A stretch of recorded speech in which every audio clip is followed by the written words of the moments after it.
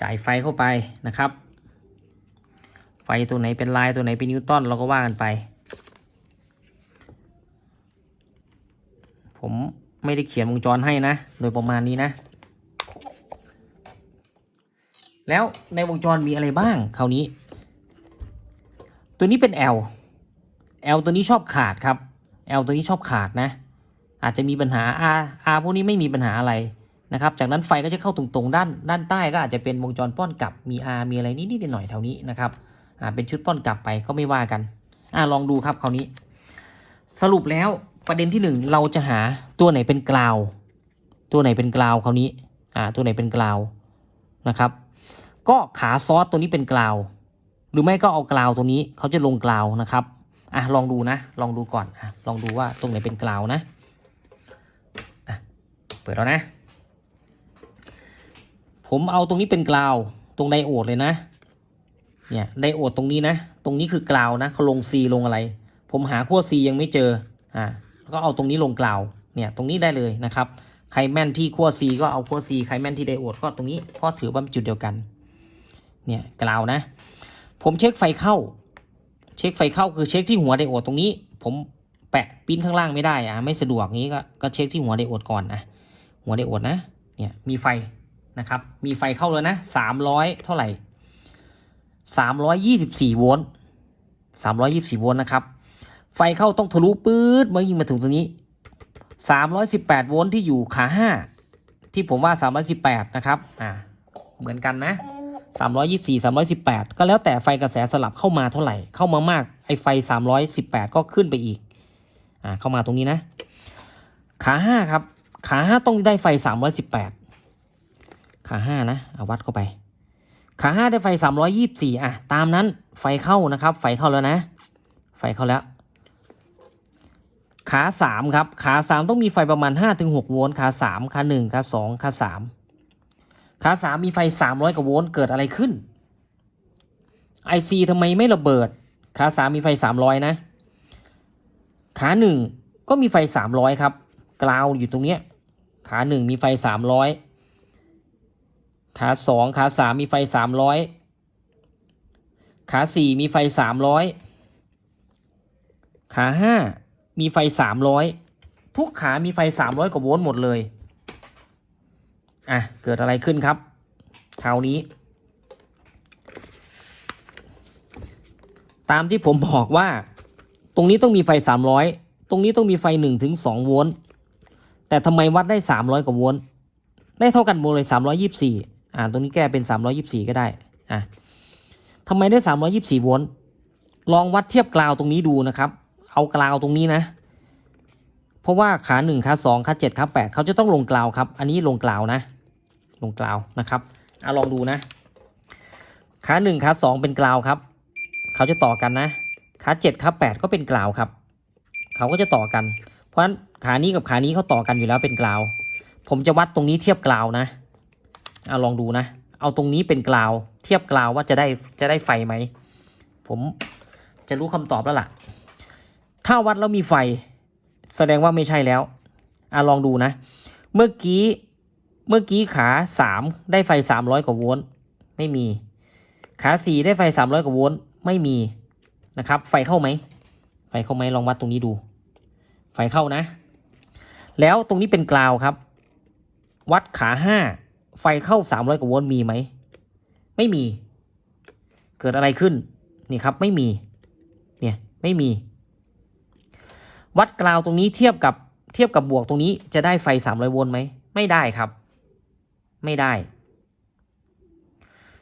สรุปในเบื้องต้นนะครับเท่าที่ตรวจเช็คตอนนี้รู้แล้วก็คือ IC ตัวนี้ไม่ลงกราวครับ IC ตัวนี้ไม่ลงกราวเขาไม่ได้ต่อลักษณะแบบนี้ไม่ได้ต่อตรงๆมาแต่จุดที่ผมเช็คตรงนี้ก็คือกราวอยู่ตรงนี้บวกอยู่ตรงนี้เราเลยเช็คได้300กว่าโวลต์ครับเนี่ย300กว่าโวลต์นะลองดูนะ300กว่าโวลต์ครับเนี่ยแต่เช็คตรงนี้ไม่ได้ครับไม่ได้คือได้300กว่าโวลต์ทุกตัวตรงนี้ไม่มีกราวเขาลอยนะครับพอผมเอาตรงนี้เป็นกราวไม่ได้นี่ครับไม่ได้300โวลต์ไม่ได้เลย เปิดไฟมาอีกรอบนะเปิดนะครับเช็คตัวนี้เป็นกราวไฟไม่ได้300โวลต์ครับขานี้ก็ไม่ได้300โวลต์วัดตรงนี้เทียบกราวไฟเข้าก็ไม่ได้แต่ถ้าวัดตรงนี้เอาเทียบกราวตรงนี้มีไฟเข้าแล้วเอากราวตรงนี้มาวัดตรงนี้ได้300กว่าโวลต์สรุปก็คือ IC ตัวนี้ไม่ลงกราว ICLNK 626นี่ตัวนี้ไม่ลงกราวครับก็เลยทำงานไม่ได้ก็คือมีไฟเข้าจริงน่าจะมีไฟเข้าแต่เขาไม่ลงกราวนะครับไม่ลงกราวนะเพราะเราต้องไล่ขาว่าขา1ขา2ขา7ขา8เขาต่อตัวไหนลงกราวตรงไหนนะครับลงกราวตรงไหนแล้ว L ตัวนี้ชอบขาดมันเกิดอะไรขึ้นลองดูครับคราวนี้ลองไล่กันดูนะเคลียร์ไฟก่อนว่าไฟที่ C นี่มีนะครับไฟที่ C มีไหมลองดูนะเนี่ยครับไฟที่ C นี่มี C ตัวนี้มีไฟไหม C ตัวนี้ไม่มีไฟพอจะรู้อะไรเป็นในแล้วนะครับลบก่อนนะเคลียร์ก่อนนะครับผมเคลียร์แล้วนะเคลียร์แล้วโอเคเอาเท่านี้ก่อนนะครับเคลียร์เลยนะครับเคลียร์เป็น0ด้วยลองเช็คดูครับอันดับแรกเช็ค L ก่อน L เช็คง่ายๆครับขาดไม่ขาดเนี่ย L ขาด L ขาดนะครับเจอเลยนี่คือตัวเสียนะแต่เสียยังไงคราวนี้ลองดูครับคราวนี้ตัวนี้เป็นลบครับตัวนี้เป็นขั้วลบนะเป็นขั้วลบของ C ตัวนี้แหละของ C พวกนี้แหละลบเขาจะต่อมาที่ L ใช้ได้นะลบต่อมาที่ L จาก L ข้ามมาก็จะเป็นลบอยู่แต่ไม่ลงครับลบขาดคราวนี้ตัวนี้เป็นลบครับตัวนี้ก็เป็นลบตรงนี้กับลบตรงนี้จะต้องเป็นลบเดียวกันแต่เขาไม่ต่อกันเขาต่อ L ลบตัวนี้มาต่อ L ครับแสดงว่า C 2ตัวนี้ C ตัวหนึ่งมีกราวอยู่ตรงนี้ C ตัวหนึ่งเป็นกราวของตัวนี้แต่ว่า2กราว2ตัวนี้กราว IC ตัวนี้เชื่อมกันโดยผ่าน L ตัวนี้ครับผ่าน L ตัวนี้ลองดูนะถ้าผมจะเขียนวงจรก็จะICLNK นะครับขา1 2ขา1 2 7 8นะขา1ขา2 7 8ตรงนี้นะครับขาตัวนี้จะต่อลงกราวนะแต่เขาจะผ่าน L ตัวหนึ่งก่อนผ่าน L ตัวนี้นะครับ L ตัวที่ผมว่านะเนี่ยผ่าน L ตัวนี้นะC นะครับ C จะอยู่อย่างนี้ C เนี่ยก็จะเป็นขั้วไหนดีเดี๋ยวนะโอเคเดี๋ยวนะตรงนี้คือไดโอดบิดนะไดโอดบิดบวกนะครับอันนี้เป็นบวกนะบวกเขาจะวิ่งเข้ามาที่ขา5คือขาเดนบวกเข้ามาตรงนี้บวกเขาจะมี C อยู่ตรงนี้อยู่1ตัวนะครับแล้วบวกตัวนี้ก็จะมี C อีก1ตัวC 1ตัวบวก2บวกตรงนี้ C 2ตัวนี้ขั้วบวกต่อกันครับขั้วบวกต่อกันนะขั้วบวกอยู่ด้านนี้นะเนี่ยขั้วบวกกับขั้วบวกตรงนี้ขั้วบวกเขาต่อกันอันนี้คือขั้วบวกนะครับเนี่ยขั้วบวกเขาต่อกันแล้วบวกเนี่ยจะมาต่อกับขา5ตรงนี้นะขา5ตรงนี้นะลองดูครับขา5 IC ขา 5 IC น่าจะเป็นขานี้นะบวกเขาต่อไหมไหนล่ะขา5 IC เนี่ยครับขา5 IC บวกเขาต่อกันลบคราวนี้ลบ2ตัวนี้ C นะครับลบของ C 2ตัวนี้นะลบเขาไม่ต่อกันเนี่ยลบเขาไม่ต่อกันครับเขาผ่าน L ตัวหนึ่งลบตัวนี้อยู่หัว L ลบตัวนี้อยู่ท้าย L เนี่ยครับ L ขาดลบก็เลยไม่ต่อกันได้วงจรแล้วนะครับขออนุญาตเขียนใหม่แล้วกัน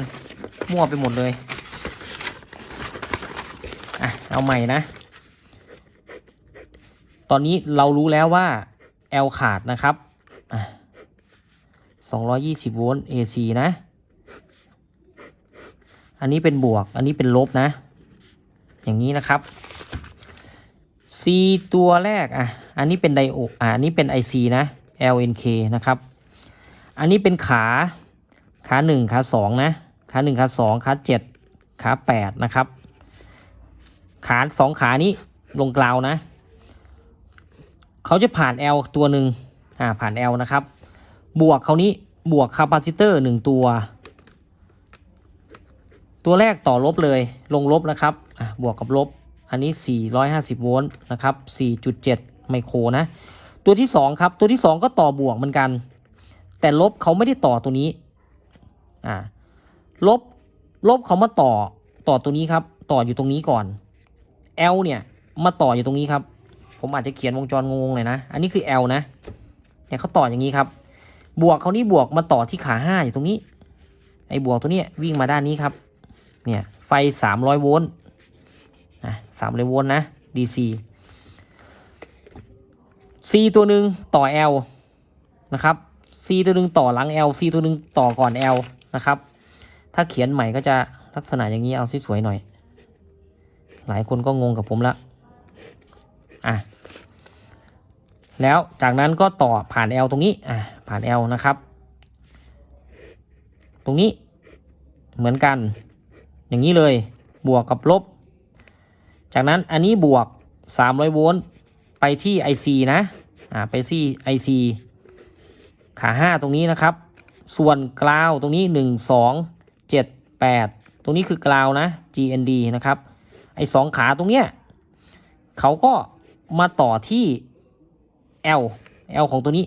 ลักษณะนี้ครับต่ออย่างนี้เลยอย่างนี้สวยละต่ออย่างนี้ครับอันนี้ลบอันนี้บวกตัวนี้ไม่ลงลบครับตัวขา1ขา2ขา7ขา8ไม่ลงลบครับแต่บวกไฟบวกวิ่งเข้าไปแล้วไฟบวกวิ่งเข้าไปแล้วได้324โวลต์วิ่งเข้าไปแล้วครับแต่เขาไม่ลงลบพอเราจิ้มกาวตรงนี้กับตรงนี้มันก็เลยได้324โวลต์ขาไหนก็ได้หมดเพราะว่ากาวเขาลอยนะครับ L ขาดนั่นเองก็เลยไม่ต่อกันก็เลยเหมือนกับตรงเนี้ยไม่ต่อกันครับเนี่ยเหมือนกับกราวไม่ต่อกันไม่ลงกราวเนี่ยต้องเขียนอย่างนี้นะถึงจะลงกราว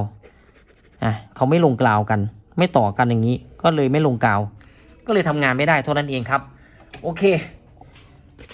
เอา L ออกครับคราวนี้ลองดูนะ